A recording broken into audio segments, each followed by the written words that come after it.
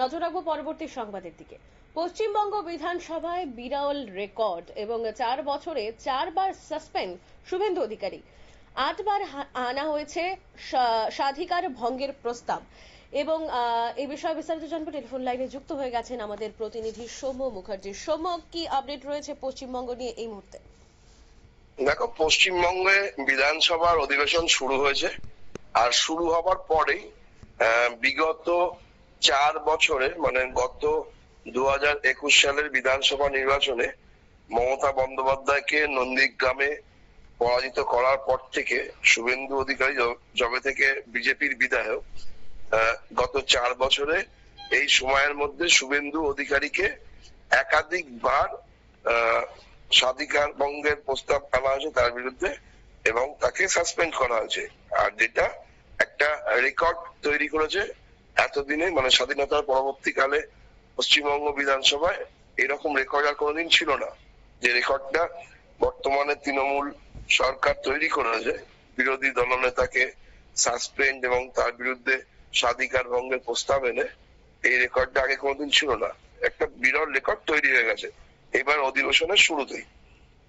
গত মঙ্গলবারই বিধানসভায় ভাষণ দিতে গিয়ে মুখ্যমন্ত্রী মমতা বন্দ্যোপাধ্যায় বিরোধী দলনেতা শুভেন্দু অধিকারীকে সরাসরি আক্রমণ করে লিমিটলেস অপোজিশন লিডার বলে উল্লেখ করেছেন। মানে যেমন এমন একজন বিরোধী দলনেতা তিনি যার কোনো মাত্রা জ্ঞান নেই, মানে এমন ধরনের ভাষা তিনি রাজ্যের বিধানসভা বিরোধী দলনেতা সম্বন্ধে প্রয়োগ করেছে।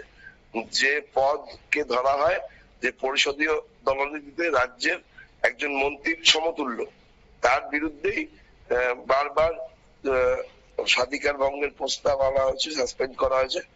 আর এটা তার মুখ বন্ধ করার চেষ্টা বলেই অভিযোগ করছেন শুভেন্দু অধিকারী। তিনি এই ব্যাপারে কোনোভাবেই দমছেন না। তার সোজাসুজি বক্তব্য হচ্ছে যে ওরা আমার কিছুই করতে পারবে না। মুখ্যমন্ত্রীকে আমি গত বিধানসভায় নন্দীগ্রামে হারিয়েছি, আগামী বিধানসভাতে আবার হারাবো। বলছে আমি এমনই একজন বিধায়ক যে 2006 সাল থেকে এখনো পর্যন্ত সাংসদ বা বিধায়ক থাকাকালীন মেডিকেল বিল নিইনি, এবং আমাকে যে গত 4 বছর ধরে 4বার সাসপেন্ড করা হয়েছে, এই রেকর্ড সময়ে যে সাসপেন্ড করার সেই সময়টা তো আমি কোনো বেতন নিইনি। আর সাসপেনশন বা স্বাধিকার ভঙ্গের যে প্রস্তাব আমার বিরুদ্ধে আনা হয়েছে সেটা বাংলার মানুষ তো জানে। আর তার জন্য সরকার আমাকে বাংলার মানুষের প্রতি যে অপশাসন হচ্ছে, তাদের প্রতি যে অত্যাচার হচ্ছে, যে দুর্নীতি হচ্ছে সব ক্ষেত্রে, সেখানে সরকার আমাকে তার বিরুদ্ধে বলা থেকে কোনোভাবে আটকাতে পারবে না। এটা আটকানোর জন্যই আমাকে বারবার আমার বিরুদ্ধে স্বাধিকার ভঙ্গের নোটিশ আনা হয়েছে, আমার মুখ বন্ধ করার চেষ্টা হয়েছে, পারিনি, আমাকে অধিবেশন থেকে বহিষ্কার করে দিয়েছে। আর এটা শুরু হয়েছে 2021 সালে বিধানসভা জিতে আসার পরেই, জুলাই মাস থেকেই এই ঘটনা শুরু হয়ে গেছিল। কিন্তু এতে আমার কোনো মানসিকতা চেঞ্জ হবে না। আমি আগেও যেভাবে পশ্চিমবঙ্গের মানুষের জন্য বলতাম বিধানসভায় দাঁড়িয়ে বা বিধানসভার বাইরে দাঁড়িয়ে, এখনো সেটা বলবো আর বলতেই থাকবো যতদিন না মমতা ব্যানার্জির সরকারকে পশ্চিমবঙ্গ থেকে উৎখাত করতে পারি। অম্বালিকা। একেবারে অনেক ধন্যবাদ জানাবো সৌম্যকে।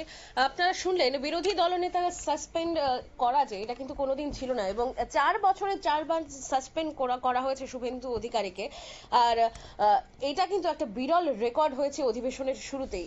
এবং শুভেন্দু অধিকারী বলছেন তার মুখ বন্ধ করার জন্যই মমতা বন্দ্যোপাধ্যায় এইভাবে কটাক্ষ করে তার সঙ্গে কথা বলছেন, কিন্তু কোনো পরিস্থিতিতেই তার মুখ কিন্তু বন্ধ হবে না, এবং তিনি কিন্তু এটাই স্পষ্ট করে জানিয়ে দিয়েছেন।